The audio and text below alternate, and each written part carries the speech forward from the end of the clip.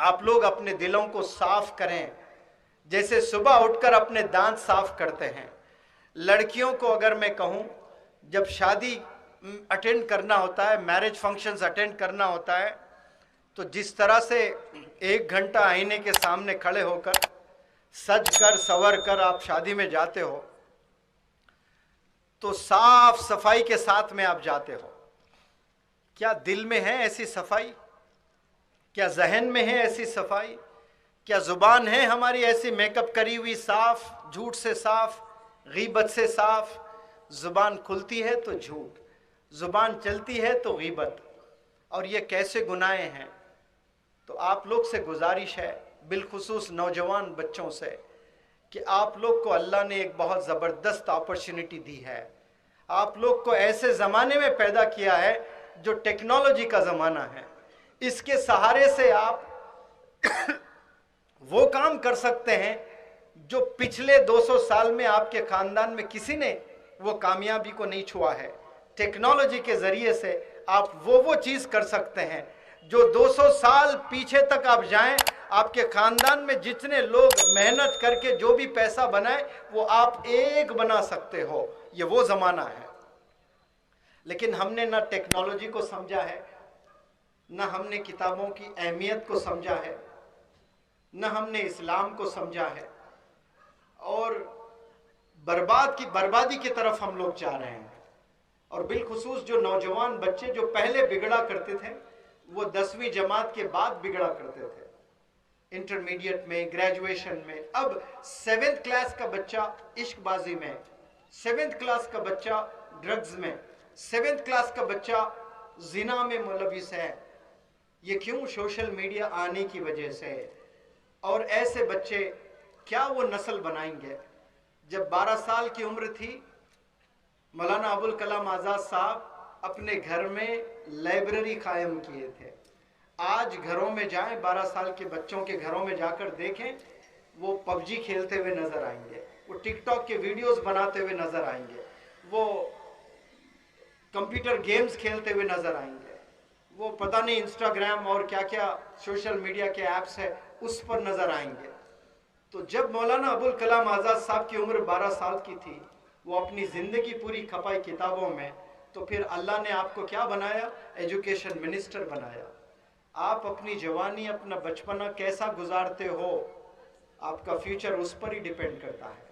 और प्यारे नौजवान बच्चों, अगर यहाँ मुझे कोई कॉलेज के बच्चे सुन रहे हैं, लड़कियाँ लड़के, यहाँ से जो आपके 5 साल है, अगर कोई 15 साल का लड़का, 17 साल का लड़का, 18 साल का लड़का लड़की है, जो भी है, यंग बॉयज एंड गर्ल्स मुझे सुन रहे हैं, कान खोल कर सुन लें।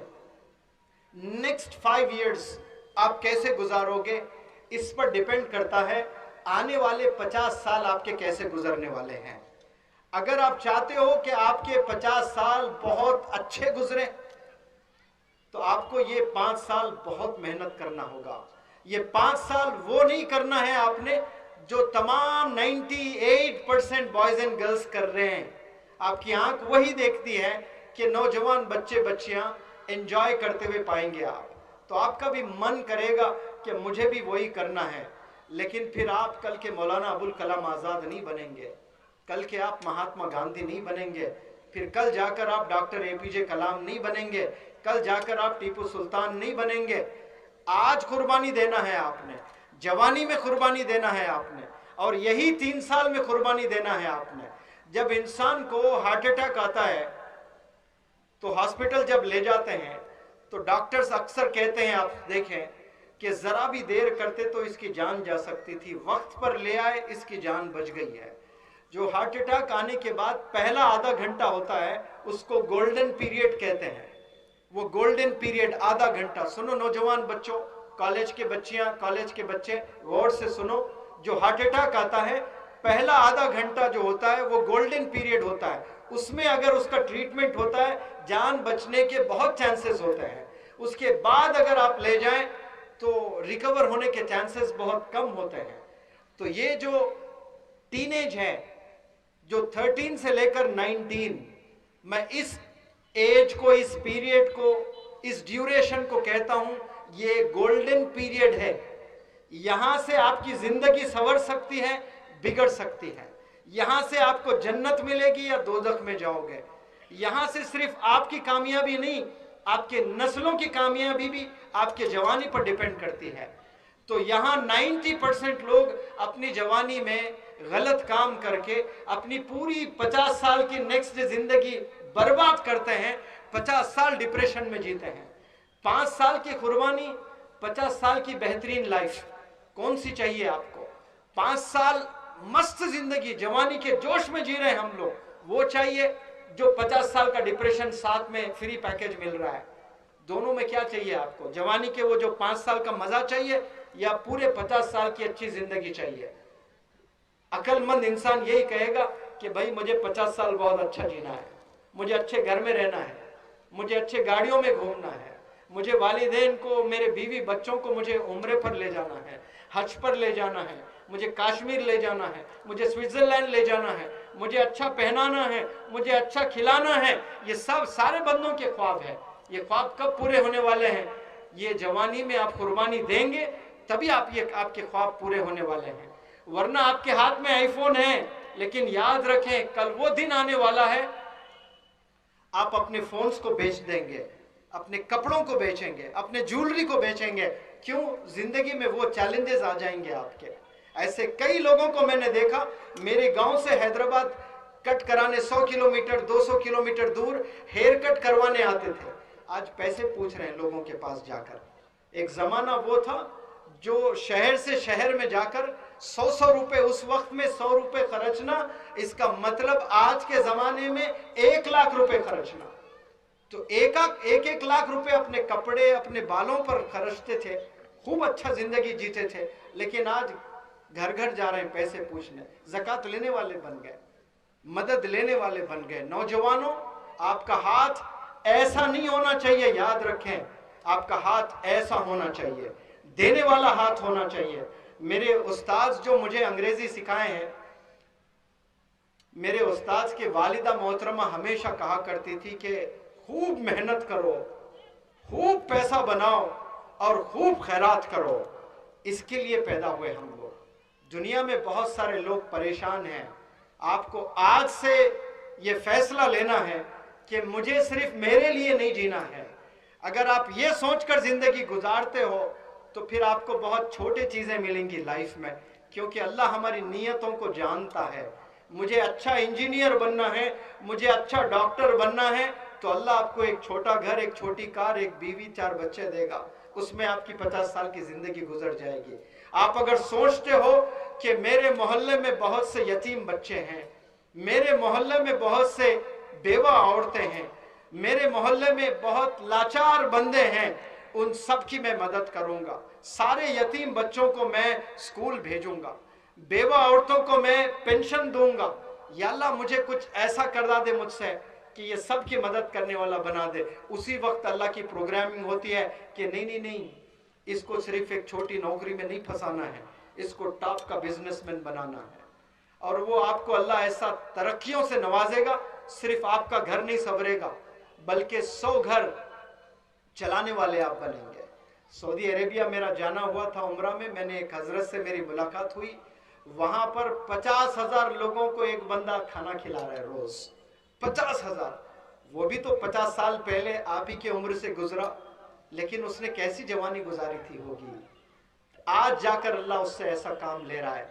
क्या आप लोग को नहीं लग रहा है कि आप दुआ करें कि शिरपुर में जितने मौज़न हैं, ये तमाम मौज़न को मैं उम्रा ले जाऊंगा, तो अल्लाह की प्रोग्रामिंग आज होगी कि इसे मुझे टॉप का बिजनेसमैन बनाना है। तो शिरपुर में ऐसा टॉप का बिजनेसमैन होगा जो पूरे महाराष्ट्र की नजर यहां पर होगी कि यहां एक ऐसा भी अल्लाह का बंदा जीता है जो तमाम मौज़न को उम्रा ले जा रहा है, तमाम यतीम बच्चों की कफालत उसने ले ली है, तमाम लाचारों को वो खाना खिलाता है। नौजवानों, ये तड़प होनी चाहिए आपके सीने में। आज आप जिंदगी गुजार रहे हो इंस्टाग्राम में, फेसबुक में, सोशल मीडिया पर, ये आपको हलाक करने वाले हैं। आप परेशान जिंदगी जीने वाले हैं। इसे आप कुर्बानी देना है, इससे दूर रहना है। फोन से जितना दूर रहें उतनी कामयाबी आपको मिलने वाली है। मैंने हमेशा हर प्लेटफॉर्म से ये बात बताया कि 12 साल की उम्र में सचिन तेंदुलकर ने बैट पकड़ा तो मास्टर ब्लास्टर बना। 12 साल की उम्र में मोहम्मद अली किले ने अपने हाथों में ग्लव्स पहना तो बॉक्सिंग का लेजेंड बना। 12 साल में डॉक्टर एपीजे कलाम साहब ने किताबें पकड़ी थामी तो साइंटिस्ट बने। 12 साल में मौलाना अबुल कलाम आजाद लाइब्रेरी सेटअप किए तो वो हिंदुस्तान के एजुकेशन मिनिस्टर बने। तो तमाम 12-15 साल के बच्चों से मेरा सवाल, आपके हाथों में आज क्या है? हमारे हाथों में आज फोन्स हैं। तो ये फोन्स हमें कहां ले जा रहा है? ये फोन्स हमें गुनाहों की तरफ ले जा रहा है। तो हमारी मुस्तकबिल हमारा खतरे में है, हम खसारे में हैं। ये बातों को समझें और ये अमल करने की कोशिश करें, ये गुनाहों से बचने की कोशिश करें। गुनाहों से बचना बेहतरीन इबादत है। हम रमज़ान में नमाज पढ़कर खुश होते हैं, रमज़ान में रोज़ा रखकर खुश होते हैं, और रमज़ान जब समर में आता है, बहुत टफ रोज़े होते हैं, तब रोज़े रखकर खुश होते हैं। तरावी पढ़कर बड़े खुश होते हैं, तहज्जुद की नमाज पढ़कर बड़े खुश होते हैं। क्यों? हमने इबादत की है। लेकिन एक वो भी इबादत है जो गुनाहों से बचना, ये इबादत में बेहतरीन इबादत है। ये इबादत इंसान को क्या, एक बंदा रोज नमाजी पढ़ रहा है, नमाज पढ़े जा रहा है, तो उसको दुनिया नमाजी बोलेगी ना। जो बंदा हमेशा जिक्र कर रहा है तो उसको दुनिया क्या बोलेगी? ये जाकिर है, जिक्र में रहता है। एक दफा कोई हज को जाके आए तो क्या लगेगा लक़ब? ये हाजी साहब है। अब जो गुनाहों से बचता है तो वो फिर क्या बनता है? हाजी बनता है, नमाजी बनता है, या जिक्र करने वाला बनता है? गुनाहों से जो बचता है वो ऐसा बेहतरीन इंसान बनता है जिसको मुत्तकी कहते हैं, जिनमें तकवा होता है। और वो तकवा जिसके सीने में होता है वो गुनाहों से बचता है। अंधेरे घर में कोई नहीं है और आप गंदी मूवी देख रहे हो, अचानक आपके घर में वालिद दाखिल हो रहे हैं, तो आप क्या कंटिन्यूअसली वैसे ही देखोगे या फिर वो फोन ऑफ कर दोगे? जाहिर सी बात है हम ऑफ करेंगे। क्यों ऑफ करेंगे? हम डरते हैं अपने वालिद से कि वालिद कहीं देख ले तो फिर पिटाई होगी। तो फिर जो आप अंधेरे में, आप कमरे में आप देख रहे हो, तो क्या आपके इल्म में नहीं है कि अल्लाह देख रहा है? सबके इल्म में है, लेकिन उस वक्त में हु केयर्स, देखने दे अल्लाह को, ये ख्याल आता है। ये शैतान ऐसे ख्याल हमारे सीनों में डालता है, तो फिर हम अल्लाह से दूर होते जाते हैं।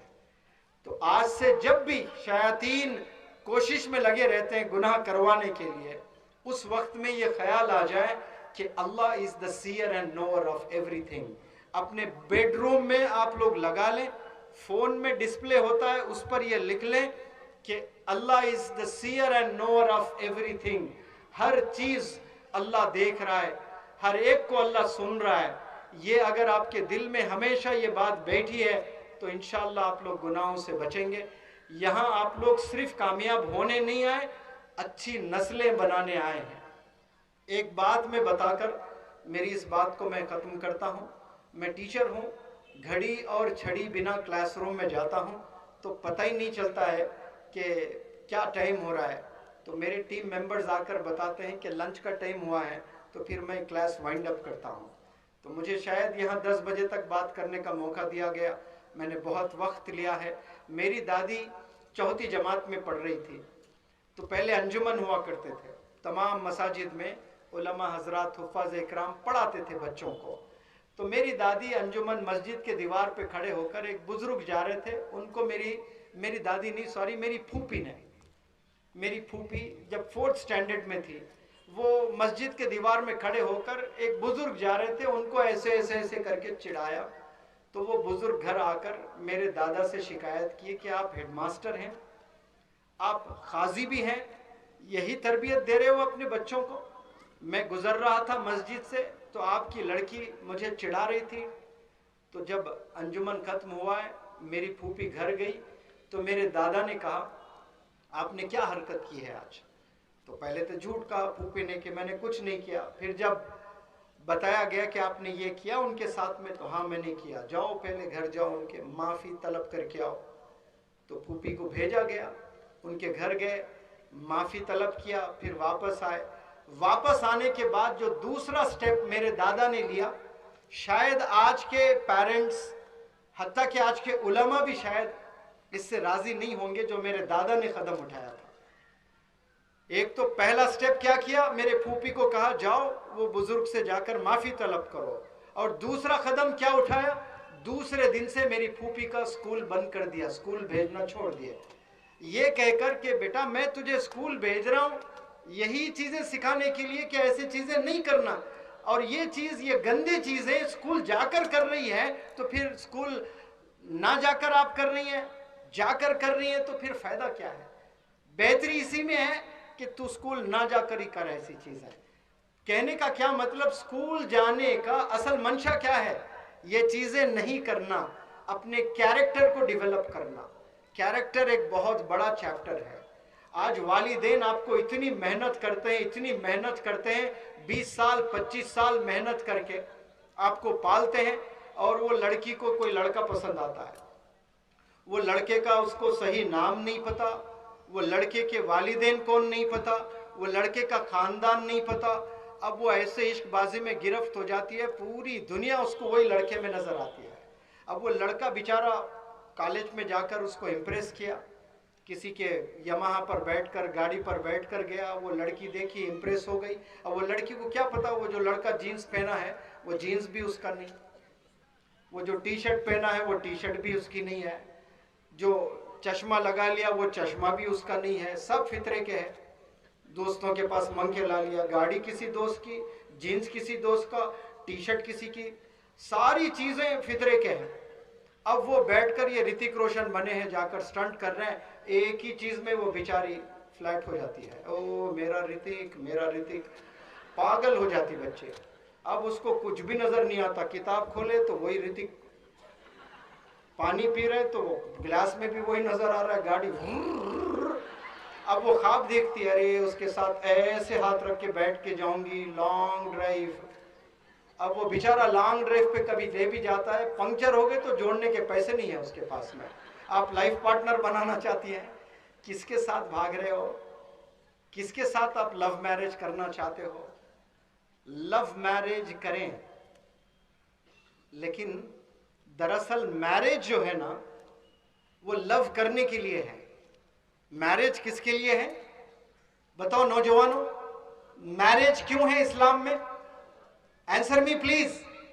लव करने के लिए। किससे लव करने के लिए, शौहर को बीवी से, बीवी से शौहर को लव करने के लिए। लेकिन हम उल्टा कर रहे हैं, पहले लव बाद में मैरिज।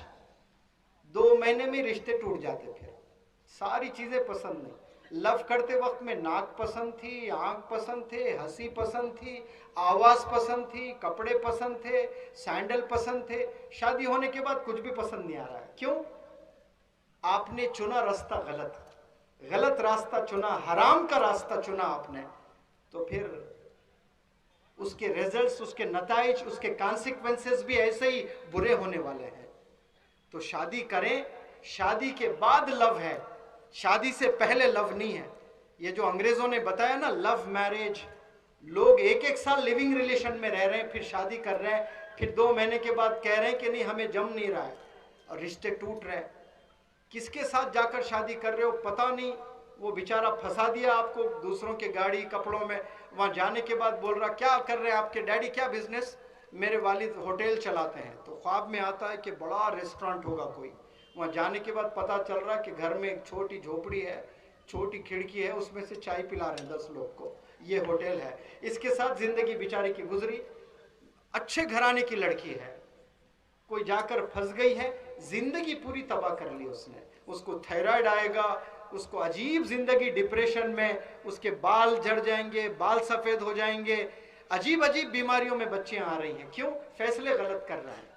लव मैरिज करें आप लोग, अपने लाइफ पार्टनर को चुने आप लोग, लेकिन क्वालिटीज देखें कि क्या ये आशिक रसूल है, क्या ये 5 वक्त नमाज पढ़ता है, जब मुझे बच्चे होंगे तो क्या ये कुरान पढ़ा सकता है, या खड़े होकर के क्या नमाज पढ़ा सकता है, क्या मुझे और मेरे बच्चों को जन्नत में ले जाने के ये गुण स्किल्स सिखा सकता है।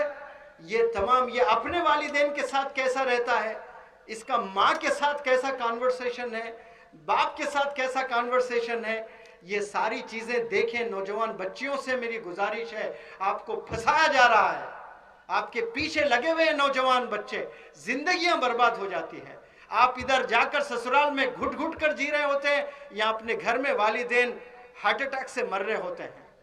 जो आपको पूरी जिंदगी समर्पित कर दी है आपके लिए, और आप किसी के साथ भाग रहे हो, किसी के साथ शादी कर रहे हो। आप देखें, कैरेक्टर देखें लड़के का, क्या यह आशिक रसूल है? क्या ये वालिदैन को रिस्पेक्ट करता है? क्या मुझे रिस्पेक्ट करेगा कि नहीं करेगा? क्या इसमें इल्म है? क्या ये इल्म का एम्बेसडर है? क्या ये पढ़ाई करता है, या सिर्फ पैसा है? पैसों के पीछे भाग रहे हो, जिंदगी बर्बाद होने वाली है। इसलिए आप लोग से गुजारिश है कि आप लोग अपनी जिंदगी पढ़ाई में गुजारें, बुक्स में गुजारें, नमाजों में गुजारें, और लोगों को रिस्पेक्ट करने में गुजारें, और हर एक को आप हेल्प करने वाले बने। ये बहुत प्यारा देश, इस देश में हिंदू, मुसलमान, सिख, ईसाई तमाम लोग रहते हैं। इस्लाम की एक टीचिंग है कि आप कितने भी सारे नमाजें पढ़ लें, कितने भी सारे आप तस्बीहात कर लें, कितने भी हज उम्रे कर लें, अगर आपका नीबर आपसे खुश नहीं है तो फिर आप एक सच्चे मुसलमान नहीं हैं। नीबर कोई भी हो सकता है, मुसलमान भी हो सकता है, हिंदू भी हो सकता है, क्रिश्चियन भी हो सकता है, जू भी हो सकता है। अगर वो लोग खुश नहीं है आपसे तो फिर आप सच्चे मुसलमान नहीं हैं। अब नीबर का मतलब ये नहीं कि आपके घर के बराबर में जो रहता है वही नीबर। आप बस में ट्रैवल कर रहे हो, आपके साथ कोई हिंदू भाई बैठा है तो वो नीबर है। नौजवान बच्चा बैठा है, एक बूढ़ा कोई आया है, नॉन मुस्लिम है, आपको अपना इस्लाम को प्रेजेंट करना, वहां खड़े हो जाना, अंकल आए बैठे प्लीज। एक कोई औरत नॉन मुस्लिम बूढ़ी आ रही है, आपको बुलाना कि प्लीज आप आए बैठे यहाँ पर। ये होता है इस्लाम, अपने नीबर्स को रिस्पेक्ट करना। क्लास में बैठे हुए हैं तो क्लास में सारे आपके नीबर्स, बस में ट्रैवल कर रहे हैं तो सारे पैसेंजर्स आपके नीबर्स, ट्रेन में आप ट्रैवल कर रहे हो सारे पैसेंजर्स आपके नीबर्स। उनके साथ अपने कैरेक्टर से उनका दिल आपने जीतना है। अपने कैरेक्टर की हिफाजत करें, अपने ईमान की हिफाजत करें। इस प्लेटफॉर्म से मैं दुआ करता हूं कि अल्लाह सुब्हानहू व तआला आपकी ईमान की हिफाजत करे। इल्म के दीवाने बन जाएं आप लोग, किताबों के दीवाने बने। जैसे व्हाट्सएप, इंस्टाग्राम के दीवाने हैं, वैसे स्कूल्स के किताबों के दीवाने हो जाएं, कॉलेजेस के दीवाने हो जाएं। तो फिर कल के आप साइंटिस्ट बनेंगे, डॉक्टर्स बनेंगे, बिजनेस एंटरप्रेन्योर्स बनेंगे, आपकी नस्लें बनेंगी इंशाअल्लाह। और यहाँ भी कामयाब होंगे, आखिरत में भी कामयाब होंगे। जितने भी जिम्मेदारान मेहनत करके ये महफिल सजाए हैं, उन सबको मैं मुबारकबाद देता हूँ। उन सब के लिए मैं दुआ करता हूँ कि अल्लाह सुब्हानहू व तआला ऐसी फिक्र हमेशा डाले और ऐसे प्रोग्राम्स करवाएं, ऐसे स्पीकर्स को ले आएं और खूब नौजवानों को इकट्ठा करें, उनको एक डायरेक्शन देने की कोशिश करें। ये मेरे लेक्चर्स, मौलाना के लेक्चर्स सुनकर यहाँ 10 नौजवान बच्चे बच्चियाँ भी अगर सुधर जाएं तो हो सकता है कि शिरपुर से एक मुनव्वर जमा पैदा हो जाए फिर, जो पूरे इंडिया में जाकर काम करें। शिरपुर से एक मौलाना हुज़ैफा पैदा हो जाए, जो 300 मदारिस में हाफिज कुरान बनाया जा रहा है, आलिम दीन बनाया जा रहा है, मेडिकल कॉलेजेस चला रहे हैं।